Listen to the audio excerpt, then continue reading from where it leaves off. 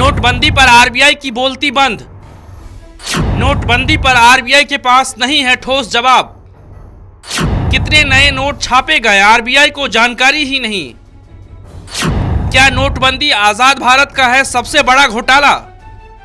क्या नोटबंदी किसी साजिश का हिस्सा तो नहीं?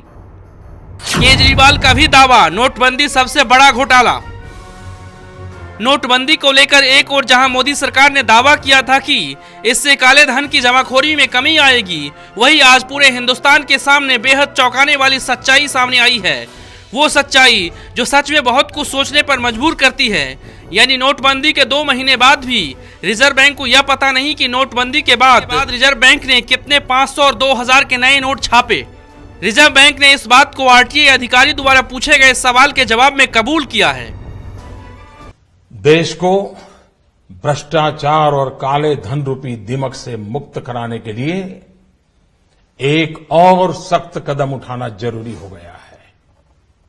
आज मध्यरात्रि यानी 8 नवंबर 2016 की रात्रि को 12 बजे से वर्तमान में जारी 500 रुपए और 1000 रुपए के करेंसी नोट लीगल टेंडर नहीं रहेंगे, यानी ये मुद्राएं कानूनन अमान्य होगी। आरटीआई अधिकारी अनिल गलगली ने आरबीआई से जो सवाल पूछा उस पर आरबीआई की तरफ से जवाब मिला है। आरटीआई अधिकारी अनिल गलगली ने रिजर्व बैंक से सिर्फ 10 दिन 9 नवंबर से 19 नवंबर तक छापे गए नोटों की जानकारी मांगी तो रिजर्व बैंक ने इनकार कर दिया कि उनके पास इसकी कोई जानकारी नहीं है। यानी नोटबंदी के 2 महीने बाद भी लोगों को अपने पैसे बैंक और एटीएम से निकालने में हो रही दिक्कत घोटाले की तरफ इशारा करता है। भाइयों बहनों, मैंने सिर्फ देश से 50 दिन मांगे हैं, 50 दिन। 30 दिसंबर तक मुझे मौका दीजिए मेरे भाइयों बहनों।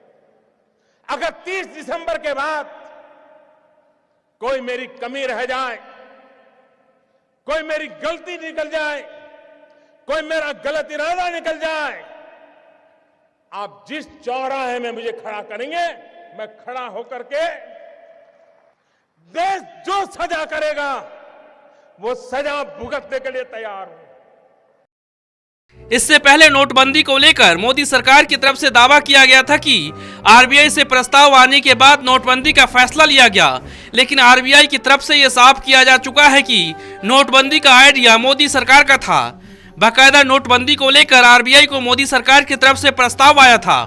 अब आरबीआई को यही नहीं मालूम कि अब तक नए नोट कितने छापे गए, तो नोटबंदी पर शक करने की गुंजाइश बचती कहां है।